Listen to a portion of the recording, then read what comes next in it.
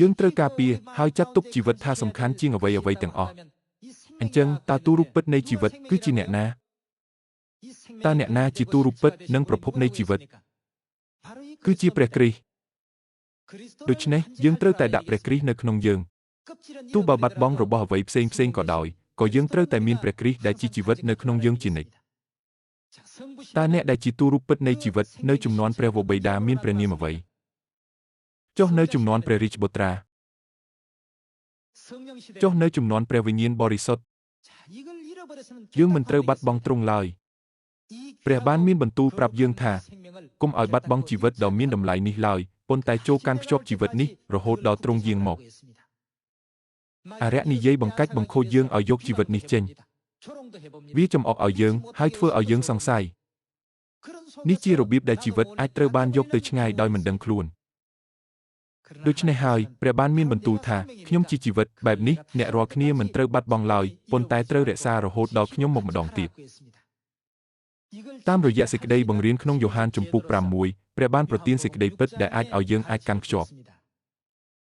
អ្នកណាដែលបរិភោគសាច់និងឈាមរបស់ខ្ញុំនោះនៅក្នុងអ្នកណាពួកគេនៅក្នុងព្រះយេស៊ូវហើយព្រះយេស៊ូវក៏នៅក្នុងអ្នកណាដែរព្រះយេស៊ូវគង់នៅក្នុងអស់អ្នកដែលរក្សាសញ្ញាថ្មីពោលគឺជាអស់អ្នកដែលបរិភោគនំប៉័ងនិងស្រាទំពាំងបាយជូរបុណ្យរំលងទ្រង់បានបង្គាប់ឲ្យយើងរក្សារឿងនេះដល់ទីបញ្ចប់មានរបស់ជាច្រើនដែលយើងត្រូវរក្សាប៉ុន្តែពេលខ្លះយើងមិនដឹងថាត្រូវរក្សាអ្វីទេ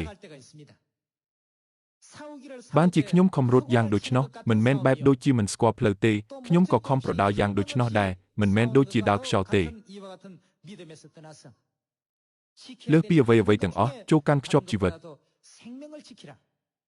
អញ្ចឹងតើជីវិតគឺជាអ្នកណាគឺជាព្រះគ្រីស្ទពេលយើងមានសាច់និងឈាមរបស់ព្រះគ្រីស្ទនៅក្នុងយើងនោះព្រះគ្រីស្ទក៏គង់នៅក្នុងយើងមានវិធីជាច្រើនដើម្បីធានាថាព្រះវិញ្ញាណបរិសុទ្ធគង់នៅក្នុងយើងជានិច្ចយើងត្រូវតែធ្វើអ្វីដែលព្រះគ្រីស្ទសព្វព្រះハរតីតាមរយៈការផ្សព្វផ្សាយព្រះបន្ទូលនៅសាម៉ារីនិងរហូតដល់ចុងផែនដីបំផុតយើងត្រូវតែផ្ដល់ក្តីសង្ឃឹមការលើកទឹកចិត្តនិងក្តីសុបិនដល់អស់អ្នកដែលរស់នៅដោយគ្មានក្តីសង្ឃឹមដើម្បីឲ្យគេបានស្គាល់ថាឋានសួគ៌នឹងក្លាយជារបស់យើងនាពេលអនាគតមានចែងទុកថាមានពោលហើយអ្នកណាដែលមើលនិងអស់អ្នកដែលស្ដាប់ពាក្យទំនាយទាំងនេះហើយប្រព្រឹត្តតាមសេចក្តីទាំងប៉ុន្មានដែលកត់ទុកនេះដែរព្រះបន្ទូលរបស់ព្រះមានតម្លៃនិងសំខាន់ណាស់ពីព្រោះយើងបានស្គាល់ព្រះស្គាល់នគរឋានសួគ៌និងបានជួបព្រះវរបិតាព្រះមាតាតាមរយៈព្រះបន្ទូលនោះយើងមិនត្រឹមតែអាននិងឮព្រះបន្ទូលរបស់ព្រះប៉ុណ្ណោះទេប៉ុន្តែក៏ត្រូវរក្សាដោយសេចក្តីជំនឿដែរយើងត្រូវតែចងចាំថានេះជាវិធីតែមួយគត់ដែលអាចរក្សាមកុដជីវិតកុំឲ្យបាត់បង់ឡើយមិនថាអ្វីនៅផែនដីនេះមានតម្លៃយ៉ាងណាទេអ្វីដែលមានតម្លៃបំផុតគឺជាជីវិតព្រះវរបិតាអានសាំងហុងនិងព្រះមាតាគឺជាជីវិតទ្រង់ប្រទានជីវិតដល់យើងហើយដឹកនាំយើងទៅឯជីវិតអស់កល